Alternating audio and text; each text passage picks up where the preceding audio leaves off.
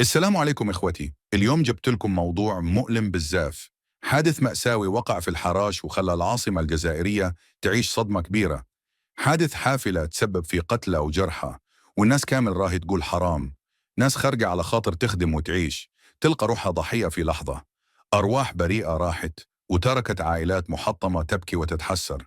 إنا لله وإنا إليه راجعون. RIP لكل ضحية سقطت في هذه الفاجعة. لكن السؤال اللي لازم نطرحه: علاش صارت هذه الكارثة؟ هل هو مجرد قضاء وقدر؟ ولا كاين إهمال وتقصير من البشر والسلطات؟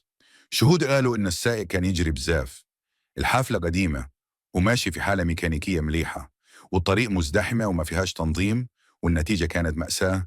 الخبراء دايما يلقاوا الأسباب: إهمال في الصيانة، سرعة وعدم احترام قانون المرور، وغياب الرقابة الجدية من طرف السلطات. بصراحة هذا الشيء حرام وعيب.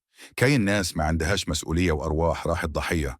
العواقب كانت ثقيلة: فقدان أرواح بريئة، عائلات اتكسرت وتشردت، جرحى بقوا معطوبين طول حياتهم، والناس كامل عايشة صدمة جماعية وما تحسش بالأمان حتى في حافلة.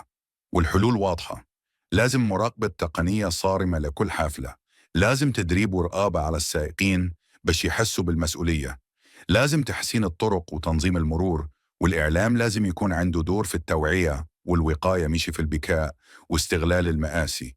للأسف بعض القنوات الجزائرية يستغلوا حتى الدموع باش يطلعوا المشاهدات ويقولوا RIP قدام الكاميرا. بصح في الداخل همه غير الفيوز. هذا الشيء حرام، لأن الإعلام راهو مسؤول باش يوصل الحقيقة ويضغط باش ما يتكررش، مش يبيع المآسي ويخليها سلعة. إخوتي، ربي يرحم كل ضحايا حادث الحراش، ربي يصبر عائلاتهم ويجعلهم من أهل الجنة.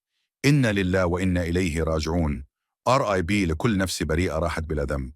وإذا حبيتوا توصل لكم مثل هذه المواضيع المهمة وتكونوا دايما معانا في كشف الحقيقة والبحث عن الحلول، اشتركوا في القناة وديروا لايك وخليوا تعليقكم.